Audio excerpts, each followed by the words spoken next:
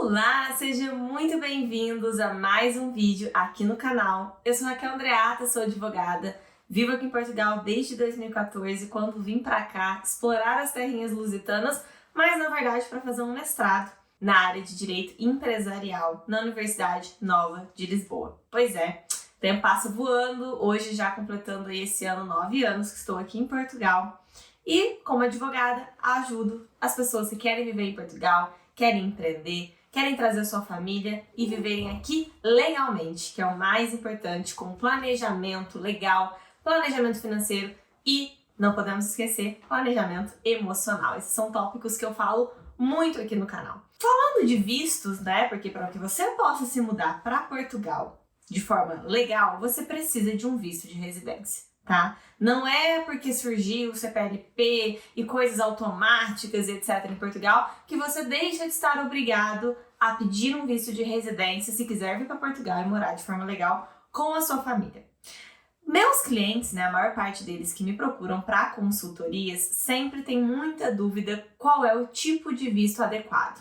Hoje eu vou conversar sobre dois vistos que costumam se confundir um pouquinho entre eles, que é o visto D7, que já existe há algum tempo, e o visto para nômades digitais, que surgiu há pouco tempo, né? Desde outubro de 2022. Não sei quando você vai estar vendo esse vídeo, mas eu tô gravando esse vídeo em março de 2023, então é um visto ainda muito recente.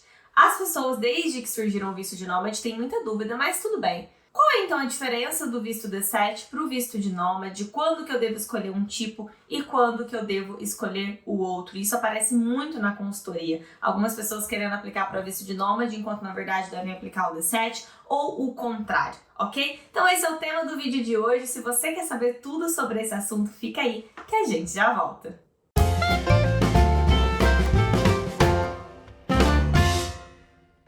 Voltando com o tema do vídeo de hoje, mas antes de mais, queria te pedir um favor. Primeiro, se você caiu aqui nesse vídeo de paraquedas, então tem muita coisa legal para você explorar, tem bastante conteúdo aqui no canal. Então não esqueça de subscrever, ativar o sininho, mandar esse vídeo para um amigo, para alguém que queira vir para Portugal também de forma legal, esteja em dúvida se o visto adequado é o D7 ou é o visto de nômade digital. Enfim, já que a gente se encontrou aqui nesse mundo da internet, se você tá chegando aqui agora, não se esqueça de não perder mais nada, ativando as notificações e se virando aqui um subscritor do canal. Agora, se você já é meu seguidor, já acompanha o canal, não esqueça do like, né? Porque o like é a forma com que eu entendo que vocês estão gostando do conteúdo. Então, a tendência é que eu faça cada vez mais conteúdos nos vídeos que tiveram maior reação, comentário, etc. Então, não esquece de comentar e, principalmente, checar sempre a descrição do vídeo, porque a descrição do vídeo está recheada de informações, links e coisas que vão fazer você conseguir se comunicar diretamente comigo. Então, você quer falar comigo? Vem aqui e dá uma olhadinha na descrição do vídeo, beleza? Vamos então direto para o tema sem muitas enrolações. Visto D7 ou visto de nômade? Primeiro aqui um resuminho, né, de cada um desses tipos e depois a gente vai olhar para ambos os tipos de visto e vamos entender qual é a principal diferença, onde que tá aqui o pulo do gato, que a maioria das pessoas tem feito confusão. E eu sei disso porque atendo em consultoria todos os dias imigrantes, pessoas que querem aplicar e vêm com essa dúvida muito frequente lá nas consultorias. Vamos a isso. Primeiramente, visto D7. O visto D7 ele é um visto para rendas próprias.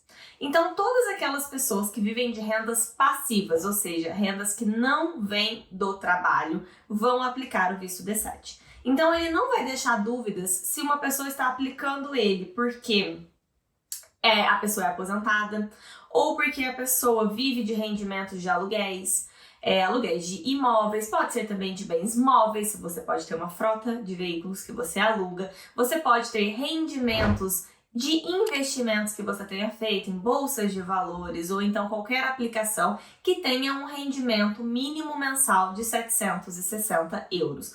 Por que 760 euros? Porque é o salário mínimo de hoje. Então, se você estiver assistindo esse vídeo em outro momento, então você tem que olhar qual é o salário mínimo de Portugal do ano que você quer aplicar e entender que o seu rendimento, né, a sua fonte de renda passiva, ela tem que ser de no mínimo um salário, ok? Português.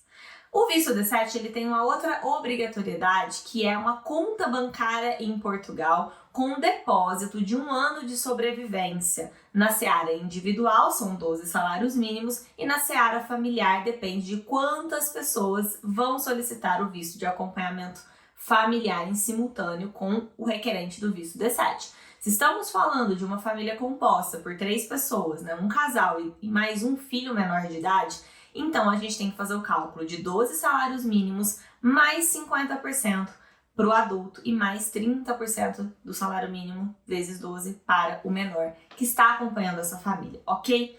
As pessoas têm uma mania muito grande de confundir no visto D7, achando que o fato dela ter este dinheiro dá direito a aplicar o visto. Não. Ter este dinheiro é a forma com que o D7 obriga as pessoas a comprovarem meio de subsistência. Se você poderá ou não solicitar o D7, não quer dizer que porque você tem este dinheiro, você pode solicitar o D7. Não. Para você solicitar o D7, você tem que ter uma fonte de renda passiva. É isso, é para quem vive de rendimentos passivos, ok? Beleza, esse é o visto D7. Quando a gente olha para a perspectiva do visto de nômade digital, este visto é para quem ou é trabalhador subordinado, ou é trabalhador independente, ou os dois, né? Uma pessoa pode ser um trabalhador subordinado e também, né, prestar serviços de forma independente. Não tem problema as duas coisas virem juntas, mas essa pessoa precisa, né, comprovar que ela tem um trabalho que ela poderá continuar exercendo mesmo em Portugal. Então essa pessoa ela não trabalha para uma empresa de Portugal, ela trabalha para uma empresa do exterior, né, de Portugal, e ela vai viver de rendimentos, mas não passivos, e sim rendimentos ativos. Rendimentos estes que vêm através do trabalho que a pessoa tem, ok? Seja um trabalho independente ou um trabalho subordinado. Então aí já começa a primeira diferença. Uma coisa é uma renda passiva, outra coisa é uma renda para quem vive de trabalho. Então a pessoa que tem, né, um trabalho, que geralmente é um teletrabalho, porque se a pessoa estiver trabalhando para uma empresa fora de Portugal e esse trabalho for presencial, então como que ela vai vir para Portugal trabalhando para essa empresa? Não tem como. Então é um trabalho remoto, tá? Então a pessoa ela vai continuar trabalhando para aquela empresa, vai continuar prestando aquele serviço, mas ela não vai estar necessariamente no solo do local onde ela trabalha. Isso já acontece, né? Tem pessoas que estão no Brasil e trabalham para empresas dos Estados Unidos. Elas já não estão no mesmo território que aquela empresa, mas estão prestando serviço ou estão trabalhando de forma subordinada, ok? Então, para o visto de nômade, a gente tem outra exigência diferente do visto D7. O visto de nômade, a gente precisa comprovar que nos últimos 3 meses anteriores à solicitação do visto, os rendimentos que vieram aqui, né, através desse trabalho, foram na ordem de uma média mensal mínima de 4 salários mínimos. Hoje, né, em termos atuais, com o salário mínimo a 760 euros, 4 salários são 3.040 euros. Então, é preciso que nos últimos 3 meses, o seu recebimento tenha sido de uma média, em média, de 3.040 euros por mês. Mas por que em média? Porque não tem problema se os seus recebimentos foram irregulares. Se um mês você ganhou mais e o outro menos um pouco e o outro mais de novo, a ideia é que esses 3 meses compensem, um mês compense o outro. Por isso é que é uma média, porque não necessariamente tem que ter sido o mesmo valor nos últimos 3 meses. Pode ter sido diferente o recebimento, desde que a média seja de 3.040 euros em cálculos atuais. Estamos em 2023, em que o salário mínimo é 760 euros. Beleza? Quando a gente entende isso, a gente já consegue ver a diferença no enquadramento. O que muitas pessoas têm de dúvida, né, é se o visto D7 também obriga a abertura da conta bancária e depósito de 12 salários. Por enquanto, não. Por enquanto, a lei não diz e o consulado também ainda não adotou esta obrigatoriedade, porque o consulado pode interpretar a lei e passar a obrigar determinados tipos de comprovação específico de meio de subsistência. Hoje não, mas você tem que comprovar na mesma a sua subsistência, ou abrindo a conta e tendo esse valor de 1 ano de subsistência, ou então comprovando que você tem rendimentos periódicos estáveis e regulares suficientes para a subsistência sua e da sua família para hoje que você vai pedir o visto, mais 12 meses para frente. Que é diferente da comprovação para que você se enquadre. O enquadramento legal olha para os últimos 3 meses. Os meios de subsistência, olha para os rendimentos periódicos, estáveis e regulares que você tem de hoje em diante. Eu tenho inclusive um vídeo aqui no canal que eu vou deixar o cardzinho aqui para vocês, que é falando no visto de nômade a diferença do enquadramento para o olhar dos meios de subsistência, porque as pessoas tendem a confundir muito uma coisa com a outra e não tem nada a ver, são coisas diferentes. Entendam, todo visto tem um enquadramento específico legal para que você possa utilizar aquele tipo de visto para você. E todo visto tem que comprovar meio de subsistência, e para cada visto uma regra de meio de subsistência acontece. Isso que eu falo, gente, é muito complexo, tá? Esse assunto a gente tenta trazer aqui de forma que você que tá aí do outro lado entenda, e muitas vezes algumas pessoas têm muita facilidade em entender esse tipo de conteúdo e tudo mais, mas realmente é complicado uma pessoa sozinha conseguir olhar para a família dela, olhar e tipificar assim exatamente qual é o visto e desenhar bonitinho esse processo. Principalmente no visto, por exemplo, que é o D7 e o D8, o visto D2 empreendedor, são vistos mais complexos, é mais difícil você conseguir fazer sozinho, embora não seja impossível, tá? Agora, outros tipos de visto, como visto de estudo, para quem já tem um curso em mente, um visto para quem já tem uma proposta, né, de trabalho aqui em Portugal, podem ser mais fáceis, né? Porque a pessoa já sabe o documento básico que ela precisa para estar enquadrada, né? A carta de aceite da universidade, no caso do visto de estudo, ou o contrato ou promessa de contrato, seja de prestação de serviço ou de contrato subordinado para quem vai aplicar para o visto D1 ou D2 independente. Então, existem aí alguns vistos que são mais fáceis e outros que são mais difíceis, ok?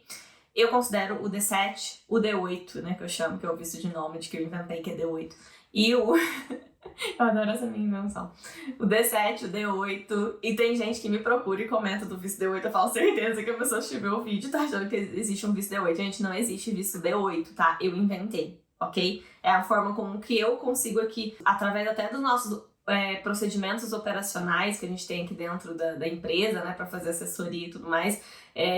Todo mundo conhece o visto de nômade internamente aqui como D8, porque a gente precisava de um código para ele, né, que senão toda hora ficava visto de nômade, visto D8, visto D7, então a gente inventou, mas a lei não diz nada disso e o consulado também não adotou essa nomenclatura para o visto de nômade, sou eu que estou inventando, ok? E se você vier trabalhar comigo no futuro aí, você vai ver que a gente vai chamar o seu visto de D8, caso você aplique o visto de nômade. Mas enfim, gente, brincadeiras à parte aqui, voltando, né, pro ponto principal do nosso vídeo. Beleza, Raquel, entendi. Visto D7 versus visto de nômade digital. Perfeito. Aonde está a confusão, então? A confusão está, né, como muitas pessoas chegam na consultoria, que é assim, eu acho que eu me enquadro pro visto de nômade, mas eu tenho lucros e dividendos da minha empresa. Sabemos, né, que muitos prestadores de serviço que prestam serviços estão no Brasil adotam para meios fiscais abrir uma empresa, essa empresa ser uma empresa prestadora de serviço e a pessoa receber esse valor na pessoa jurídica dela, ao invés de receber na pessoa física dela. Isso é muito comum. Só que o fato de você estar recebendo numa PJ não vai fazer com que seu visto vire um visto de rendimentos, um visto D7. Ele ainda vai continuar sendo enquadrado no visto de nômade, desde que a estrutura da sua empresa fique bem comprovado que você está utilizando essa empresa para prestar serviços em nome próprio, tá? Mas é uma possibilidade fiscal que o Brasil oferece, não tem nada de errado, as pessoas fazem isso, tá tudo bem fazer isso. Agora, isso tem que estar muito bem desenhado no processo, porque se fosse o caso, por exemplo, né, de você ter uma empresa que vende, não é serviços, e sim produtos. Essa empresa, ela exporta... o que a gente pode exportar? Café. Inventei, tá, gente? Então, você tem uma empresa que exporta café. Você tem mais um sócio nessa empresa. E vocês dois, né, administram essa empresa, mas recebem, né, o valor de vocês... no final do ano como lucros e dividendos. E você tem um sócio, você não está prestando serviço, essa empresa não é uma empresa de prestação de serviço, e sim uma empresa importadora de produtos, né?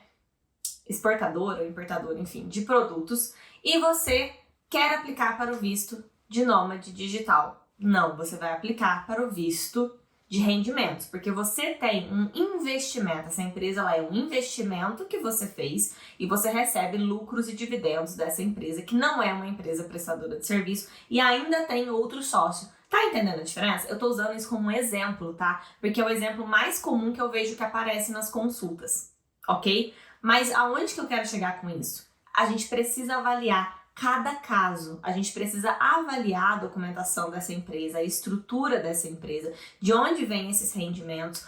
Não é só porque ele é declarado como lucros e dividendos que é D7, porque o pessoal do Nômade também declara como lucros e dividendos parte dos recebimentos, mas aquelas pessoas estão prestando serviços. Enquanto você, se você tem uma empresa que exporta café, você está trabalhando com um produto, ok? Eu nem queria usar o café como exemplo, porque eu acho que falando assim, nessa modalidade, enfim, isso talvez não se torne tão real, mas só para vocês poderem entender quando eu tô falando de produtos ou quando eu estou falando de serviços. E para você poder entender também quando, né, que você pode ter uma vaga ideia de que o seu caso precisa ser analisado com um pouco mais de cautela, porque não é tão fácil olhar para o visto e falar, esse é nômade, ou esse aqui eu posso aplicar um visto D7. Ok? Então tudo vai depender da estrutura e da documentação dessa empresa, de como que esse dinheiro é retirado, se os sócios estão investindo naquela empresa ou se os sócios estão prestando serviço em nome daquela empresa, e se é mais de um sócio ou não. Tudo isso tem que ser analisado. E é aí que muitas vezes o calo aperta para saber se é visto D7 ou visto D8. E eu vejo que as pessoas, elas já vêm muito prontas. Às vezes, eu quero aplicar através... Eu falo, calma lá, vamos ver primeiro se é realmente isso. Eu preciso analisar a documentação para a gente ver se estrategicamente esse é o caminho ou não. E já teve vezes, deu próprio ter que parar para olhar para um processo de um cliente e falar... Como que eu vou tipificar isso, né? Como é que eu vou desenhar essa estratégia? Porque dependendo de como eu desenhasse, podia ser uma coisa ou podia ser outra. Eu ia ter que ser muito inteligente na forma como eu ia desenhar aquele processo para aumentar as chances de êxito, principalmente porque se trata de um visto novo, visto de nômade. E às vezes essa confusão pode ser feita até na cabeça de quem está analisando isso no consulado. As pessoas ainda estão aprendendo, os próprios órgãos estão aprendendo a interpretar. E aí eles vão equivocar-se ainda, sabe? Esse é o problema. Você deve estar falando assim, Raquel, quem é você para dizer que o consulado se equivoca? Equivoca, gente, infelizmente, demais da conta. Então, nesse momento, quando eu vou fazer um enquadramento que eu vejo que pode trazer alguma confusão, eu tento ser muito cautelosa e explicar ao máximo para que aquela pessoa leia e entenda o meu raciocínio e concorde comigo, com a estratégia que eu estou desenhando para o meu cliente. Porque nesse comecinho as coisas estão um pouquinho complicadas. Eu até aproveito esse momento, não sei quando você vai estar assistindo esse vídeo, mas se você estiver assistindo em tempo real, tá muito complicado agora. Os consulados estão muito cheios de processo, está havendo uma demora um pouco superior que o normal. E a empresa que hoje no Brasil faz esse intermédio entre você que está solicitando um visto e o consulado, que é a VFS Global, nossa, tá a ver extremos equívocos por parte da VFS Global na triagem de documentação de visto para nômade, de visto de procura de trabalho, todos os vistos novos. Meu Deus do céu, dá vontade de ir lá e fazer uma aulinha com a galera. Falar assim, gente, vamos sentar aqui e fazer um workshop, porque não tem condição. Essa é muito equivocada, essa empresa. Então, realmente, é um momento em que a gente tem que ter muita paciência, tomar bastante cuidado para que tudo corra bem. Mas vai correr, gente, não tem outro caminho. Com o passar do tempo, para quem vai aplicar esse visto, mais aí pro meio, pro final de 2023, já vai estar pegando um terreno um pouco mais estável. Nesse começo, tudo é meio que um teste. E eu tenho tomado extremo cuidado aqui com os meus clientes, tanto para deixar eles cientes disso, quando o processo deles não é 100% claro, dos caminhos que a gente pode vir a tomar e das consequências que poderão acontecer também. Que isso é muito importante, tá, gente? Ninguém está fora, ileso, né? Ninguém é o bonzão para não ter problema num processo de visto. Agora, o importante é a gente saber resolver os problemas que podem vir a acontecer. Isso é normal no processo imigratório. Mas a gente sempre vai ter uma estratégia para resolver todos os problemas que poderão surgir. Pessoal, esse era o tema do vídeo de hoje. Eu estou muito feliz de ter vocês aqui, se você chegou até o final. Então não esquece de comentar aqui que você chegou, que você é dos fortes, dos estudiosos, que realmente acompanham o conteúdo do início ao fim, porque só assim que você vai conseguir ter sucesso e entender essa matéria que sim, é muito densa, tá? Eu costumo falar bastante nos vídeos, mas é porque não tem como simplificar demais aquilo que não é simples. Senão a gente peca por ser muito superficial, e com superficialidade você não vai conseguir aplicar o seu processo de visto sozinho, nem aqui nem na China, tá bom? Então um beijo grande, espero que vocês tenham curtido esse vídeo, não esquece do like, não esquece de subscrever o canal, ativar as notificações, e eu vejo você na próxima, um beijo grande!